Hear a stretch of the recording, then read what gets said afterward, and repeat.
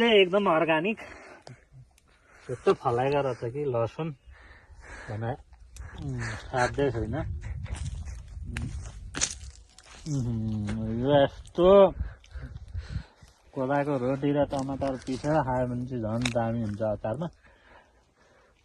त्यसै गरी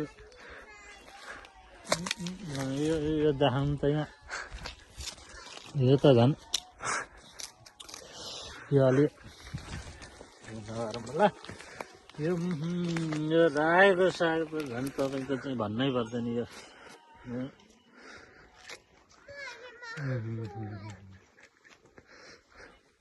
कस्तो दामी छ।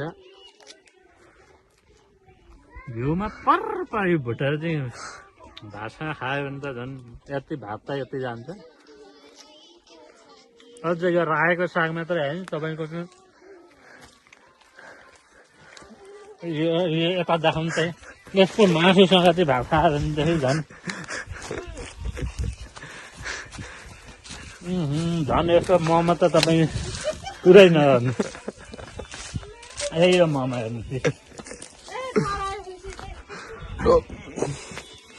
अलिअलि छालाको रोग पनि छ। त्यो पिठोमा चाहिँ ट्याक्क हालिसकेपछि त्यो चट हुन्छ। लार्नुहोस् यहाँ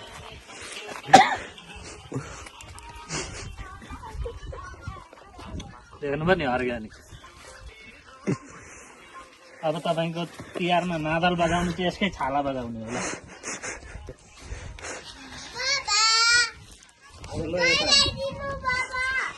यता हेर्नु बिहे बटुलोतिर तपाईँहरू पार्टी प्यालेसमा खानुहुन्छ नि यसकै मासु मटन भनेर खानुहुन्छ तपाईँहरू। अलिक ख्याल गरेर खानु होला। यही हो मटन तपाईँहरूलाई खाने। मटन चाहिँ यही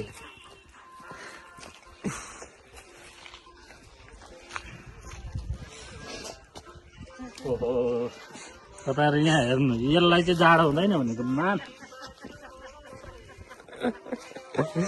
यसलाई त असाध्यै झन्।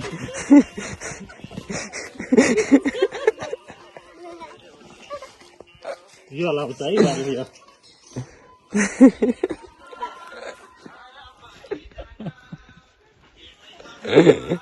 आइज यता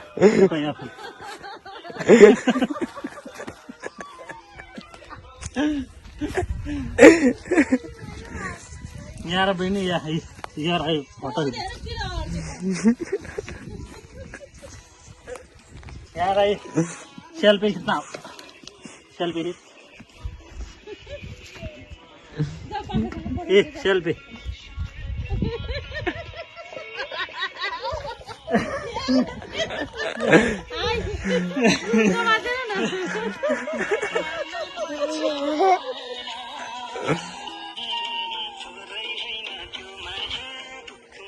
ल भ्लग हाम्रो इन भएको त अहिलेलाई ल